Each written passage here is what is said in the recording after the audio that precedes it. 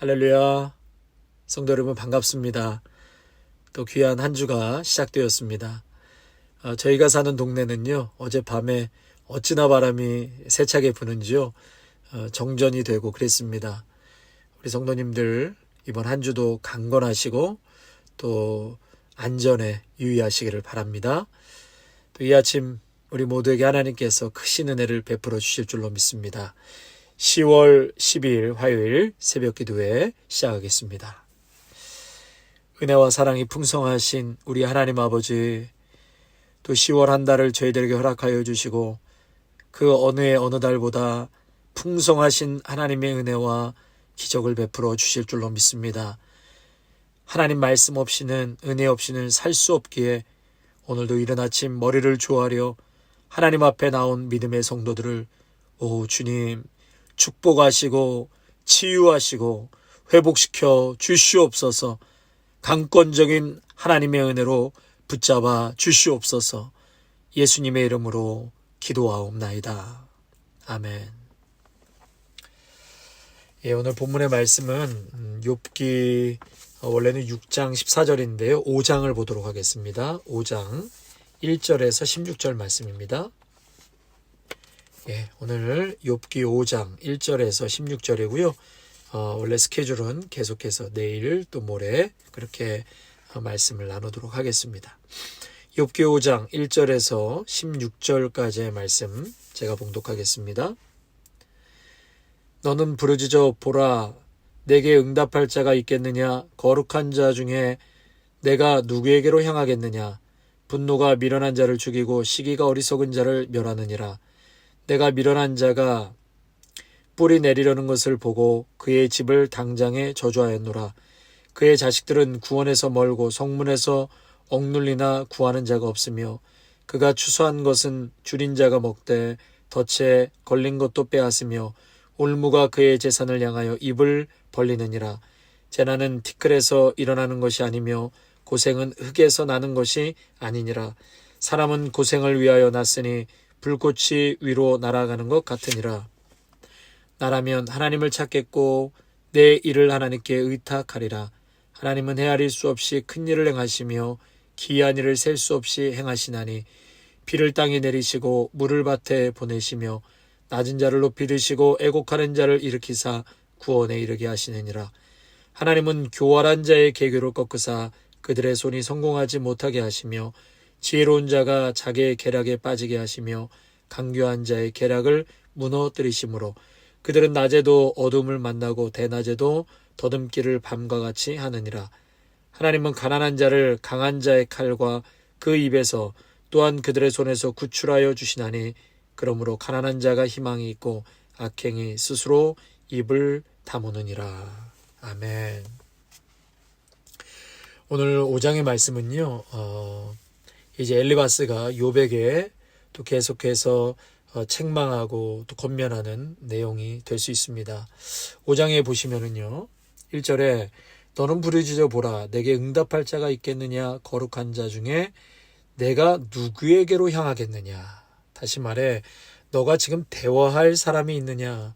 누가 너를 돌보겠느냐? 아무도 없다. 그러면서 분노는 어리석은 사람을 죽이고 질투는 바보 같은 사람을 죽인단 말이지. 어리석은 사람은 그 집이 갑자기 저주를 받더라고. 어려움을 흙먼지에서 나는 게 아니고 고난은 땅에서 생겨나는 게 아니지. 그러니까 욥이 너가 지금 당하는 그 고난은 갑자기 어리석은 사람이기 때문에 갑자기 저주를 받더라. 너는 분노하고 또 질투를 그쳐라. 이런 얘기를 하는 것입니다. 이 어려움이 흙먼지나 고난이 땅에서 나는 것이 아니라 너의 죄 때문에 그럴 것이다. 참 너무나 가슴 아픈 얘기를 하고 있는 것이죠. 그러면서 7절에 우리말 성경에는 이렇게 얘기합니다. 그러나 불꽃이 위로만 솟듯이 사람은 고난받기 위해 태어나는 것일세. 사람은 고난받기 위해 태어나는 것일세. 성도 여러분, 우리 예수 믿는 성도는요, 고난받기 위해서 태어난 사람들이 아닙니다. 아멘이시죠? 네. 이사야 43장 21절에 이 백성은 내가 나를 위하여 지었나니 나의 찬송을 부르게 하려 함이니라. 아멘. 하나님께서 우리를 지으신 목적은 하나님을 찬송하게 하시기 위해서 우리를 부르신 것이죠. 지으신 것입니다. 나에게 역사하시고 오늘도 일하시고 나에게 은혜를 베푸시는 그 하나님을 찬양하기 위하여 우리는 이 땅에 태어난 것입니다. 뿐만 아니라 하나님께서 이 땅에 우리를 세우신 것은 하나님의 복을 누리기 위해서 태어난 자들입니다. 아멘이시죠? 하나님의 복을 누리기 위해서 태어난 자들이에요. 신명기 28장 1절과 6절 말씀에 보면 여호와의 말씀을 청종하면 이 모든 복이 내게 임하며 내게 이르기를 성읍에서도 복을 받고 들에서도 복을 받을 것이며 내 몸의 자녀와 내 토지의 소산과 내 짐승의 새끼와 소와 양의 새끼가 복을 받을 것이며 내 광주리와 떡반죽 그릇이 복을 받을 것이며 내가 들어와도 복을 받고 나가도 복을 받을 것이니라. 그래서 우리는 이 땅에 살아갈 때 하나님의 복을 누리기 위해서 하나님이 살아계심을 우리를 통해서 증거하시기 위해서 우리가 이 땅에 태어난 것입니다. 성도 여러분, 믿음의 성도는 복을 따라다니는 자가 아니라 이미 엄청난 복이 우리를 따라다니고 있습니다. 들어와도 복을 받고 나가도 복을 받는다. 그 얘기는 복이 우리를 따라다닌다는 것입니다. 시편 121편에 하나님은 졸지도 아니하시고 주무시지도 아니하시고 나를 지키시고 내 오른쪽에서 그늘이 되시나니, 여러분, 그늘은 본체와 떨어질래야 떨어질 수 없지요. 딱 붙어 있는 것입니다. 하나님께서는 우리에게 딱 붙어 계시는 것이죠. 너의 출입을 지금부터 영원까지 지키시리로다. 아멘. 출입, 들어갈 때나 나갈 때나, 그러니까 신명기 28장 말씀처럼 출입, 들어와도 복을 받고 나가도 복을 받고. 여러분, 복의 근원, 복의 덩어리가 누구시지요? 바로 예수님이십니다. 우리 예수님은 단 1분 1초도 우리와 떨어진 적이 없으세요. 그늘과도 같이 내 곁에 계십니다. 여러분, 이런 표현을 하면 좀 그렇지만 예수님은 우리를 졸졸졸 따라다니시는 분이세요. 그러므로 이 복의 근원 되시는 예수님은 우리와 함께 하시고 나가도 복을 받고 들어와도 복을 받고, 그 복이 우리를 따라다니는 것입니다. 여러분, 우리가 왜 태어났냐면 고난받기 위해서 태어난 게 아닙니다. 웨스트민스터 소유리 문답에 사람의 첫째 되는 목적은, 사람의 제일 되는 목적은 하나님을 영화롭게 하는 것과 영원토록 그를 즐거워하는 것이다. 하나님을 영화롭게 하는 것과 영원토록 하나님을 즐거워하는 것이다. 아멘. 여러분, 우리에게는 각자에게 주신 사명이 있습니다. 우리는 하나님께서 주신 사명을 따라 살기 위해서 태어난 자들입니다.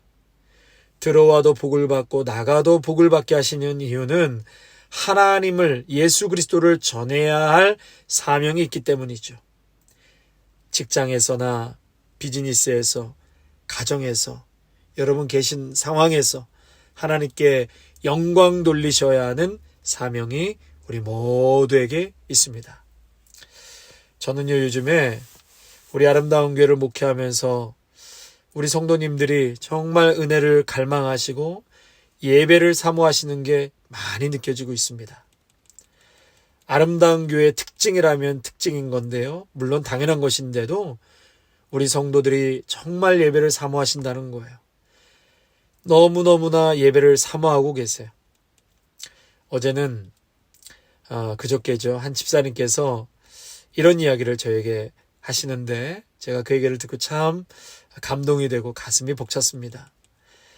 집사님 하시는 그 현장에서, 일하시는 곳에서는 이어폰을 끼고 일을 해도 일하시는데 전혀 방해가 안 된다고 그래요.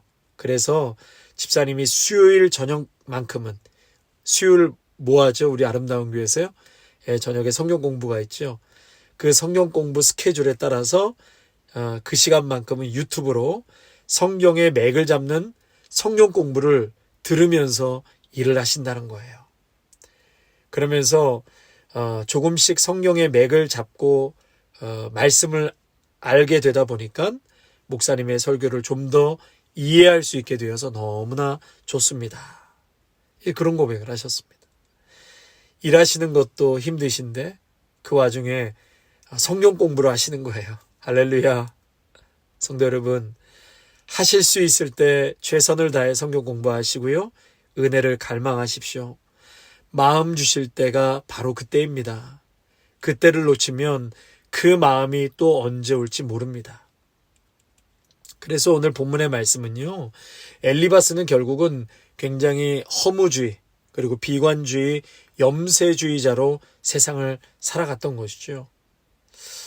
우리는 고난을 이 땅에서 받지만 그럼에도 성도는요, 자신을 아주 가치 있게 여기는 자들입니다.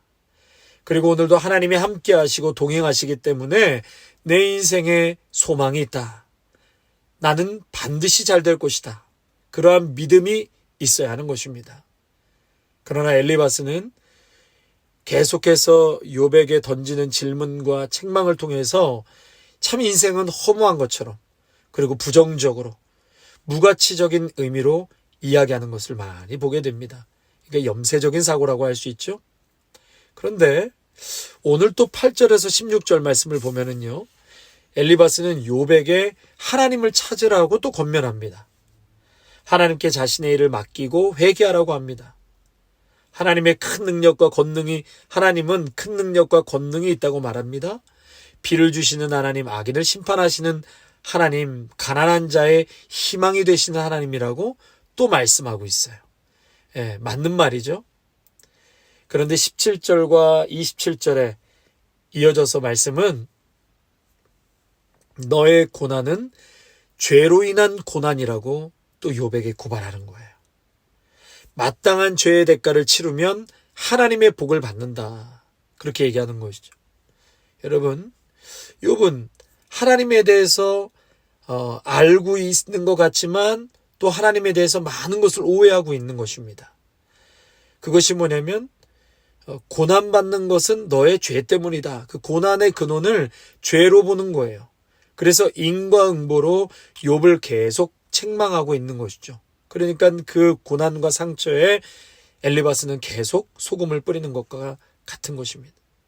둘째로요, 죄값을 다 치르면 하나님께서 너에게 복을 주실 것이다. 그러므로 너의 죄값을 치르라고 말하는 것이죠.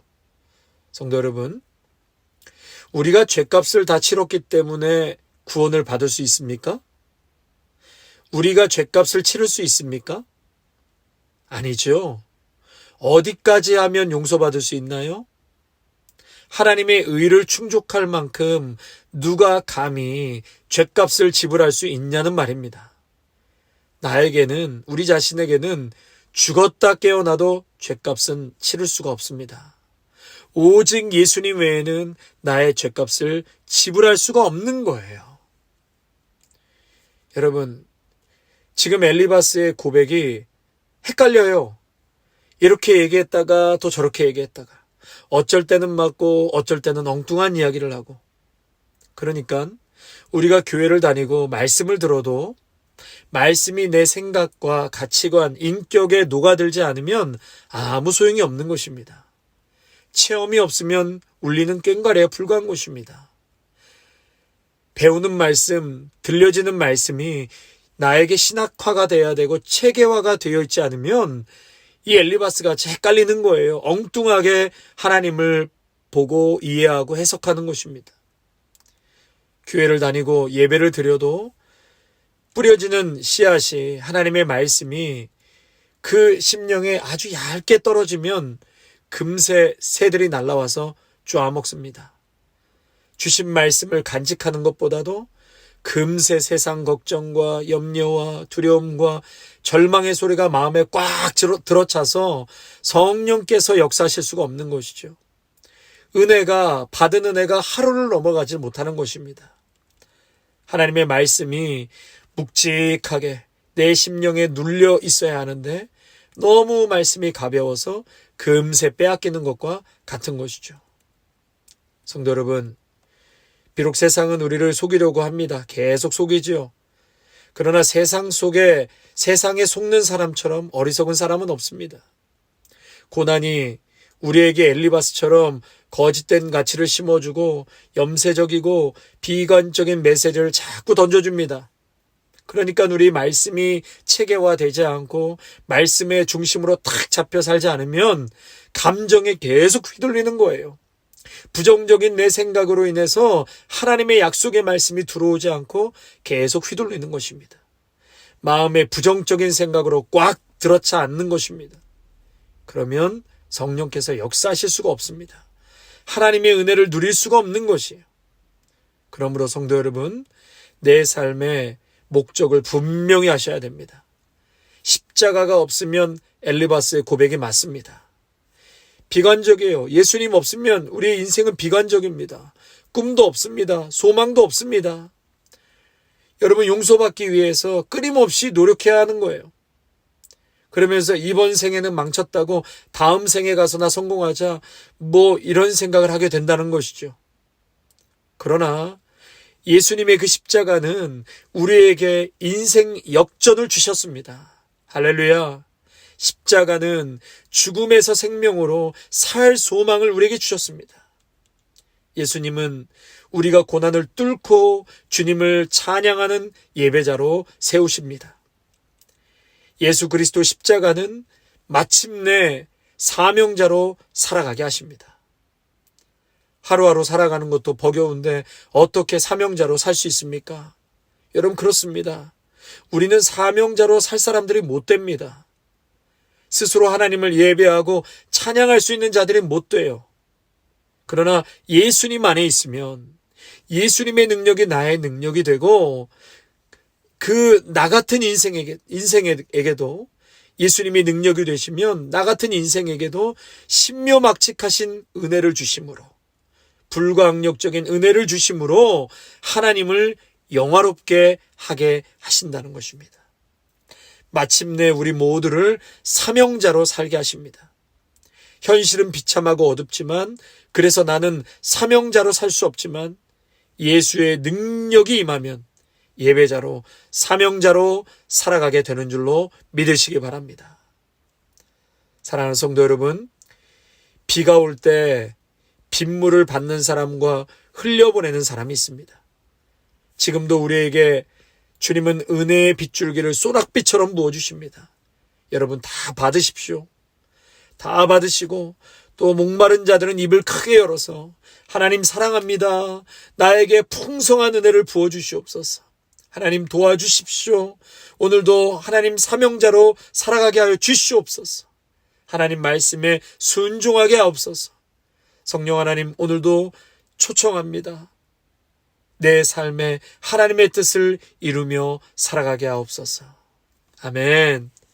성도 여러분, 오늘도 이 말씀 꼭 붙드시고 이 세상 가운데 절대로 위축되거나 두려워하지 마시고 이미 복이 되신 예수님께서 나와 함께 하시게 여러분 다 누리시고 담대하게 선포하시기를 바랍니다. 찬송가 88장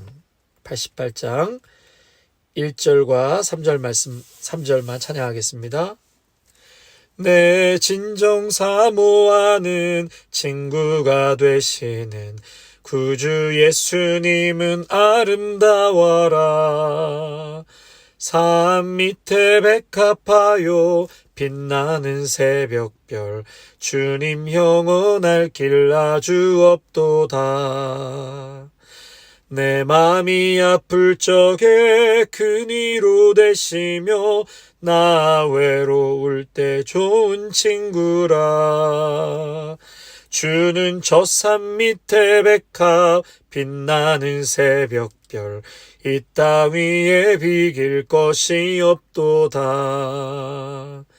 내 맘을 다하여서 주님을 따르면 길이 나를 사랑하리니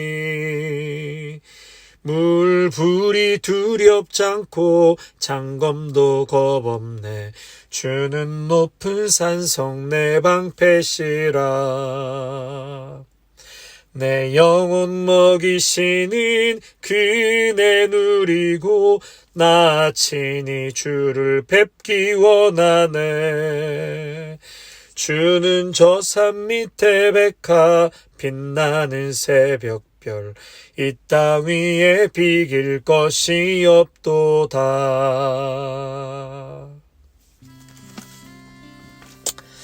사랑의 하나님, 오늘도 귀한 말씀을 붙잡습니다. 엘리바스는 끊임없이 욥에게 책망하고 하나님에 대해서 잘못 이해와 또 오해로 인하여서 참 너의 죄로 인해서 이러한 고난이 온 것이고 너가 죗값을 치러야지만 마침내 하나님의 복을 받을 수 있다라는 참으로 엉뚱한 이야기, 곡해된 말씀으로 욥의 마음을 참으로 고통케 하는 엘리바스의 모습을 보게 됩니다.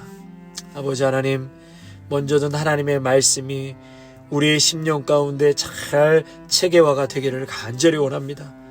그저 주신 말씀 한 귀로 듣고 흘리는 것이 아니라 오늘도 우리의 심령 가운데 잘 말씀이 새겨지게 하시고 정리가 되게 하게 주셔서 세상의 아우성치는 소리에 절대로 흔들리거나 휘둘리거나 요동치지 않는 믿음의 성도들이 되게 하여 주시옵소서.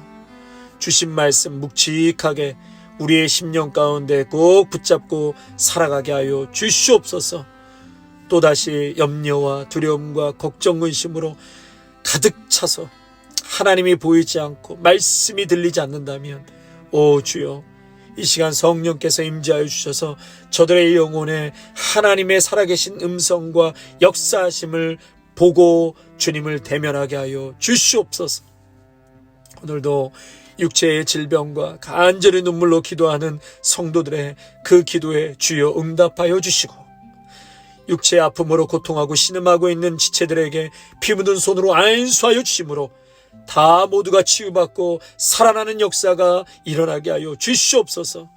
나에게는 은과 금은 없지만 나스렛 예수의 이름으로 일어나 걸으라. 성전 미문에 앉은 안진뱅이에게 손을 잡아 일으켰을 때에 발과 발목이 스프링처럼 힘이 들어가 튀어오른 것처럼 오늘도 병중에 또 하나님 앞에 간절히 기도하고 간구하는 영혼 위에 주여 스프링처럼 튀어오르는 놀라운 치유의 역사가 임하게 하여 주시옵소서. 예수님의 이름으로 기도하옵나이다. 아멘. 이제는 우리 주 예수 그리스도의 은혜와 한량없는 하나님 아버지의 사랑하심과 성령의 기름 부으심이 하나님의 말씀이 나의 내면에 충만케 채워지심으로 오늘도 이 땅 가운데 사명 감당하게 노라고 복의 사람으로 주신 은혜 앞에 이 땅에서 살아가게 노라고 다짐하며 나아가는 귀한 성도들과 가정과 일터와 자녀 위에 아름다운 교회 위에 이제로부터 영원토록 함께 하시기를 간절히 축원하옵나이다. 아멘.